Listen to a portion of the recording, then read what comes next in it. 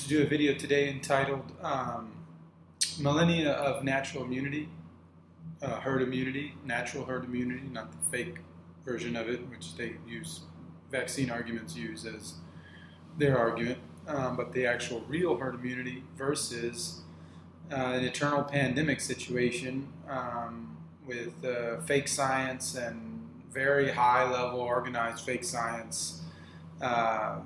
The head of the Lancet Journal, the editor-in-chief, mentioned that there's possibly 50% of the articles that have come through research are false, just because of all the money that's gone behind it and all the conflict of interest and who's promoting all these studies, etc. I mean, we should have known, right? Looking for studies and trying to get more and more proof of higher levels of organization, when in truth those things are easier to control as they kind of center around some major universities and grants, and it's very, very simple control system, almost centralized. So there's no truth there, and that's the beginning of this new world where we start realizing that what seems like less academic is actually where the truth is being found now, and so people are able to use their intuition and find truth. Whether or not they're able to back up all the science or everything else immediately, the truth can still stand. Then after they can, fine tune and figure out other pieces of this. This is part of faith-based thinking, which is not, I'm not saying some sort of like certain religion type of thinking. I guess you could call it just using your heart and your mind together, and not just logic and facts and what so-called facts and just research models. Which can be completely tricked out depending on the inputs and the controls, and any laboratory analysis can be tricked out just by changing a few parameters, and so there's just so much there. So you can't trust that system fully. You have to have your intuition as part of this, and this is what Goethe and other people who are able to combine the mind and the heart to a certain degree when it came to medicine and I mean, he wasn't a doctor, but whenever it came to science, research, and understanding how to see the bigger picture and a more trinary view of what's happening. So, with that being said, this whole pandemic that we're going through right now is quite ridiculous to a certain degree, because we can't get infected by each other to that degree anyway, and so it's kind of overdone, and there's a lot of First Amendment and Second Amendment and Bill of Rights and different freedoms, searches and seizures, and many different things that they're trying to undo. They have to reverse engineer basically the Bill of Rights, and so in order to get us back to a slave state, because the Bill of Rights guarantees that we're free. And unlike the European Bill of Rights, or what's called the Rights of Man, our Bill of Rights speaks that, not because they're ours, as is an American thing, but this is a statement to the world, which is that human beings are free by at birth, and their rights come to them from their Creator, and this cannot be undone by the world's governments, and they know that, so they have to undo and reverse engineer each right, and kind of use subterfuge and sleight of hand and everything else to try to get us to give up those freedoms, but they can't do it if we are resistant. So learning some of this stuff is important. The Cox postulates on vaccines do not talk about anything becoming airborne or any sort of infection or whatever. It just talks about the fact that you can, this is how you test if a virus, Cox postulates on virus. This is how you test if a virus has these 4 parameters or whatever. You can infect the agent, you can take the agent and put it back in a culture, and then it can grow there, and then in animal culture, and then you can take that and put it into the body of someone in the same area, and then that body can produce that same toxin where there was none before in that body, and then you can take that same toxin out of that body and confirm that after that's over that this was the same initial toxin or whatever. So, or virus. So, and this is ridiculous. I mean, it's good for the rules, but it's not good to create a whole theory of airborne and contagiousness and all this stuff. It makes no sense at all. So there are things that are contagious, though, and they're called bacteria. They're not viruses. And viruses are used at the cellular level to clean out toxins. And so the body uses them. And so why does everybody get sick at the same time in winter or whatever? Well, viruses have their own program. They have their own, the body has its own intelligence. And at certain periods, it takes in and tries to detoxify the organism. And we do it as a group. This is part of how we build this. This is part of our immune system. So our immune system allows these solvents, or these kind of cellular soap, to multiply within the RNA and build out, and that's why you have all this soreness everywhere. It's this solvent that's going everywhere and cleaning up the body and allowing things to come out.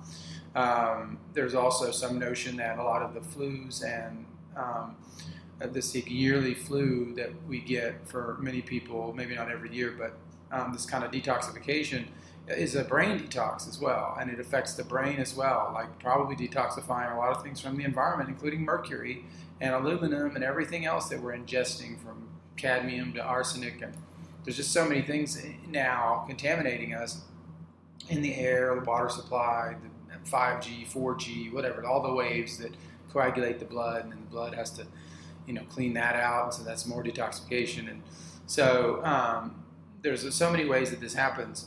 So virology, you're not going to catch a virus from your neighbor. That's not going to happen. But you can catch like bacterial. So there is some danger there. So it's not all just like, oh, okay, we're done. We don't have to do anything. But bacterial infections, you can infect someone with a virus through injection, though. You can. I mean, you can, like the Cox pustules, you can re-inject that in that certain whatever. With whatever, I mean, it doesn't mean you have to re-inject it in the lung or whatever if it's a lung-based vaccine virus, but you have to build the solution or the remedy or the vaccine or whatever it is that you're creating that has components which aim themselves at the lungs, tropisms for the lungs, and then this can be attached to the virus or whatever, and so this can infect through an injection the key areas that it's meant to go to. And so you can pass this on in that way, which means it's very dangerous. It's probably more dangerous to get an injection or a vaccine or something than it is to fight these things with your natural immunity. Your natural immunity has allowed for you to survive for millennia out here without any interference of man in that sense, injections and things like that.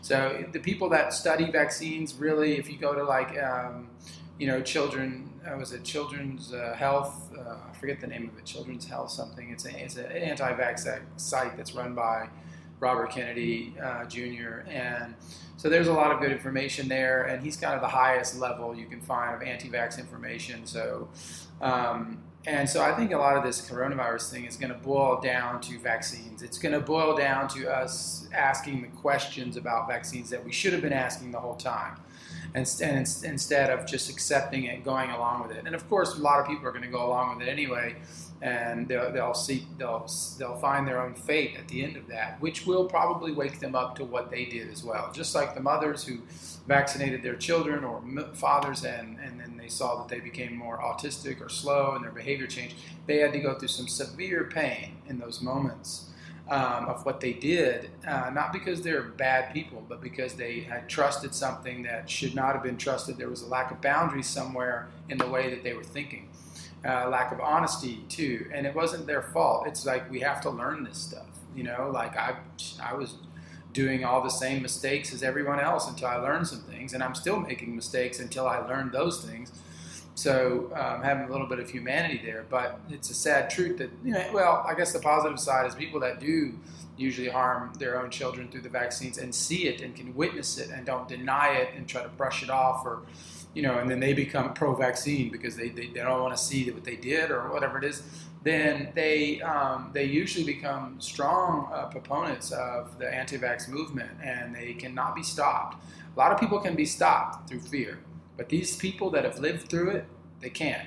They can't be stopped, and they'll keep moving. And they're also protected. There's a protection there when you've overcome and you've hit powerlessness and you've admitted your mistakes. And that deep level, those tears came out. There's stuff that comes in. There's power that comes into that system that is a form of protection. And you can stand up and go out and speak your truth, and you'll be protected. And so and they know that. They know that there's people that there's unstoppable people out there. And so they just try to limit that, or they try to, make sure there's, they control the media and they control that. But there's still a possibility even through that, because they don't control everything perfectly. And so there's glitches in their system. And to be honest, they definitely don't control the neighborhoods and families and communities and a lot of these lower, I guess not lower level, but these more human basic level networks. So we have a lot of room. I mean, can you imagine if, you went door to door talking about this with your neighbors? It seems foreign to think of that, but it could work. And what if more people started doing it? What if there was, so it's very easy to see how this could also backfire on them. So there is pro-vaccine, kind of groups that are behind a lot of this. They would love to make a lot of money vaccinating the whole world, basically. And then there's probably population control and, whatever else they're trying to pull, and dictatorships. I mean, come on. Wouldn't China like it if America fell? I mean, come on. So you can already tell that there's some very easily, criminal investigation, who's got the, the motive. And so those things are kind of easy to see. But so this whole idea that we're going to catch this from somebody like that, no. But what can happen is that in the middle of a pandemic, if we allow too much fear, I mean, they could be using flu cases, they could have false positive testing, these little 1-minute tests and 2-minute tests, which is ridiculous. They can have all sorts of companies putting low-grade stuff coming from China. We're getting tested and we think we have something, so we take a therapeutic or a vaccine or we take an injection. So through that panic, they can build up a kind of a consensus to force vaccinate people and do this herd immunity thing, where you're not going to be able to get away from this and you have to go through this. And so, you'll lose your job, or they'll start with the medical community, they'll start with the soldier, whatever they got to try to do, whatever they have some more power over, they're going to try to do it. And then they hope through that channel they can get a lot done. But the problem is that you can't be completely anti-social distancing either, because it's not just all a big hoax. There is a possibility to inject, meningital bacteria, pneumococcal, lung pneumonia, walking pneumonia, into a high percentage of the population, and having a lot of die-off come from that. And that being blamed once again on some sort of adaptation of the coronavirus or whatever, and which is a false, paradigm, and then using that to bring about a certain percentage of those people vaccinated, which will be unsusceptible to the bacteria in the lungs or whatever, and they will walk around and be cloud carriers. So these cloud carriers will be able to put the bacteria, not a virus, that is contagious, the bacteria. They will be able to go around and put this bacteria everywhere and infect people and create a much bigger, like the Spanish flu or whatever. This was also done to soldiers at that time. They were injecting these things. And so the Rockefeller Foundation, there's many reports on that. And actually the guy behind it was a guy named Gates. Sound familiar? I don't know if there's any connection, but whatever. It was a previous time in history, but there was another Gates involved. So anyway, so this kind of, the fact that the Gates Foundation owns the copyright, or the what do you call it, the patent strain, the strain of patent of coronavirus, they can use that to test and do false positives, and they can tick up all these flu numbers into their numbers, just like they did with AIDS. They did the same thing, and polio and everything else. This whole vaccine thing is a hoax, by the way. You've got all this fake science around it, and it makes it so believable, but no one really has any science that compares non-vaccinated to vaccinated. They won't do that study. They'll do vaccinated without adjuvants, vaccinated with, they do all this kind of stuff, but they won't do the real study, and so they'll stay away from that one, and you'll never find it either. So that should already trigger you that it's all lies, all of it, every single bit of it. We don't need vaccines. Vaccines are not the absolute anyway, even for disease. There was other ways to cure many diseases, and it wasn't just vaccines. There were many ways to do it, and so this was just one way, but it became the prime way that got accepted into our minds. The very first vaccine was smallpox, and that was not even injected. That came through, little sores that developed on the cows, when they were milking, and these people had contact with this, and they didn't get sick. The people who were milking, and so they said, well, is this possible? So they took these scabs and turned them into pills, and were able to kind of put this out to the public, and people were able to cure smallpox. So this was human observation. This was not angelic, but it was based on being able to observe something happening, and there was no injections involved at the beginning stages of what we call the vaccine. Okay, and so now we have this, and that's what the word vaccine means. Smallpox. It means, it comes from the same word, which means cow. So the word vax or whatever in French, but whatever. So and that word. Points to that origin, but the rest of it, the whole vaccination, injection, and all this other stuff, some of the antigen vaccinations can help, yes, just like homeopathy can help, and that's why they hate homeopathy too, because they don't want something else coming in there that doesn't harm you, that can help you in this same area. But it's not like we only can do it with this one way, and it's not true. There's many ways to do many things in medicine. Just like there's many ways to get deficiencies covered in food, there's tons of safety valves in the system. So they've got us to believe that this is the only way, and so it's ridiculous. And we go from 2 or 3 vaccines to like 69 per year, or 68 per childhood, before you're 3 years old. And so it's just crazy. How far do we want to go? How far do we want that toxic boyfriend to be able to hit us and abuse us and beat us before we finally say, wait a minute? You know what I mean? We have to start having boundaries with this stuff and start to think clearly. So yes, they can control those positives with their coronavirus strains that they've got injected through their vaccines, flu shots, and whatever they have to make those positive tests show up. They've got so many tricks, and if they can release, they could have captured all these migrants, from these war-torn regions. Gates been working over there in Africa for all these years, pulling up AIDS statistics through wasting disease, which wasn't even AIDS. It was because they were dying of starvation, and those were getting ratcheted into the AIDS statistics. And so he was vaccinating them too. So they can pull up their statistics, and they've got all the migrants they need. They can have them over here. They could have already tested this on the migrants and they could have already sifted out, killed off 80% of them, and kept the 20% cloud carriers that are unsusceptible to a certain type of bacteria that can do real harm. And they may have these cloud carriers waiting. And as soon as the pandemic's gone full blown, they can do that, because you couldn't do that without that, because it'd be too much, it'd be too visible. But in this type of environment, we wouldn't see what was happening, and it would just start to become a real pandemic. That's all about how lies keep adding up and kind of build up to some sort of mayhem. Because we don't believe people could do that. We don't believe people could use migrants for this. We don't believe there is these type of warehouses and these type of entities that exist. And they do. So do you think that the devil stopped working since the Bible was closed and people don't look at it anymore? I mean, it doesn't mean that you have to be some born-again Christian, but those forces, whatever they are, evil, whatever you want to call it, they're still there. And they're not separate from us. They're part of us too, and we have to fight those in ourselves and not be divided and hateful and all this stuff and hate the truth and try to be open-minded.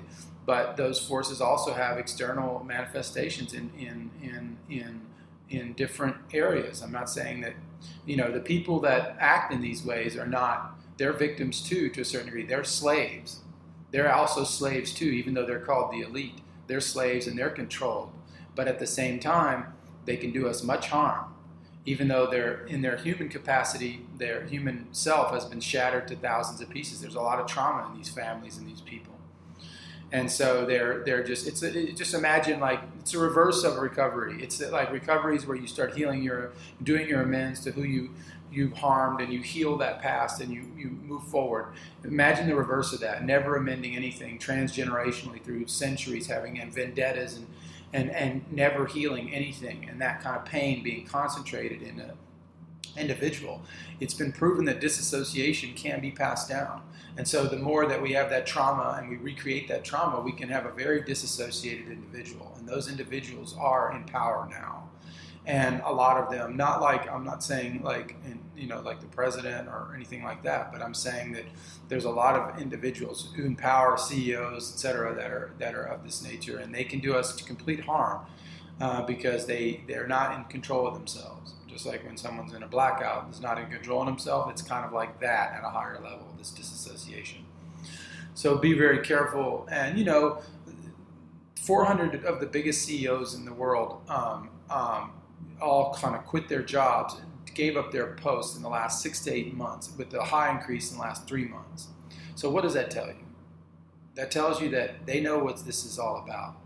Do you think that the articles of impeachment and even the impeachment itself wasn't time to distract from this being allowed to go on? It did, because even during the impeachment, this was happening in China, you see. So it was being built before that. So those delayed articles of impeachment, all these things were moves. These people knew exactly why they were moving at this rate and why they were trying to do an impeachment that would never work. They were buying time and distraction so this could happen.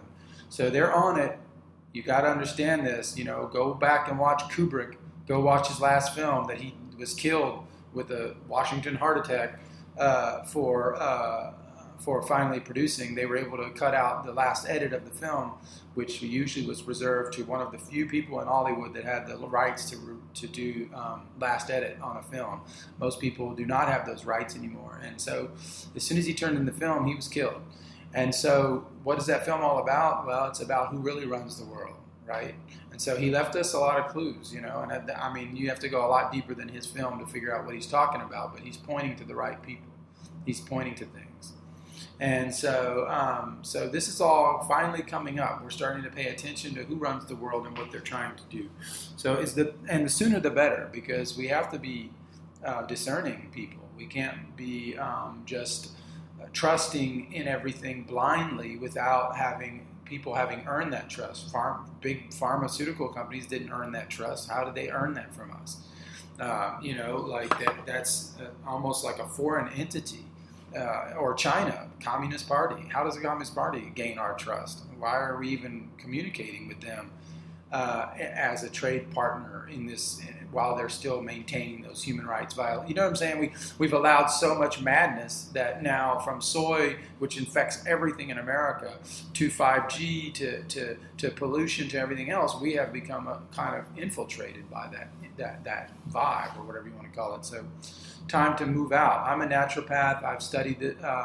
I came out of France, went to school there for 4 years, and have always been an esoteric researcher following the Weston Price principles and natural foods and healthy fats and a lot of healthy principles of food. And I had a lot of training to do in France because they really are the masters of food. I learned a lot there, and the soil, living there for 15 years, you get adapted to the soil. So now when I come to America, which I'm living here now, I can tell what's in the food. I can tell what's in the soil. I have reactions to everything. And my body has become a perfect machine as far as detecting these things in the American system, which are awry. I can detect them. I can detect Wi-Fi. I can detect everything. I used to buy all these scanners for everything. I can do it all naturally now. I don't need any of that stuff anymore. From air pollution on down to the aluminum in the air, I can detect all of it. And so it's not about me. It's just about the body becomes conscious too, as we become conscious, and we start to, thwart this kind of jacket that they're trying to put on us, and we push it off. And so IQ air purifiers, EMF underwear for the testicles, EMF clothing, or bed, what do you call it, for the bedroom, like a canopy. There's a lot of things that one has to do. Water, staying away from any water, basically. Drinking only glass bottled water from historic sources, not owned by Pepsi or whatever. And so there's a lot that has to be done to make it out and to stay on a level where you can still detect things. You can't troubleshoot if you have all these deficiencies and stuff. So anyway, one of the best things that I always recommend at the end of the video is this threefold remedy, which is for everybody. It's to get their deficiencies back up. It's K2 sipping oil from a brand called Walkabout. Take about 2 teaspoons a day. Cod liver oil, only the fermented kind, which you can get online. Taking the same 2 teaspoons a day, and then our transdermal magnesium, blue bottles, glass bottles from Zechstein Inside, the only true Zechstein source. There's plenty of genuine Zechstein labeling, fake Zechstein, ancient minerals, all sorts of stuff that we cannot confirm at all that they come from the only unique source in Holland, which is the Zechstein Inside company. So people can be using these claims abusively. They can be mixing with a little teeny bit of whatever just to retain their claims, but in general it's coming from solvent extracted Asian imports, which are of low chelation power. So you're getting a bad magnesium. It's the #1 deficiency in the world. So get the right magnesium, and the cellular level changes everything as far as detoxification and chelation. So do it right. Come to our site, theheartoftradition.com, and overcome this fear. It's just fear. It's a bogeyman. We have to just break through it. You have to see the emperor has no clothes. You have to pull that robe off of these masked entities, these Venetian masked, robed entities, like in the film, Eyes Wide Shut, and we have to pull that off of them and realize there's nothing there. And so once we do that, we start getting our freedom. So that's the goal of all this, and hopefully that can be of help to someone.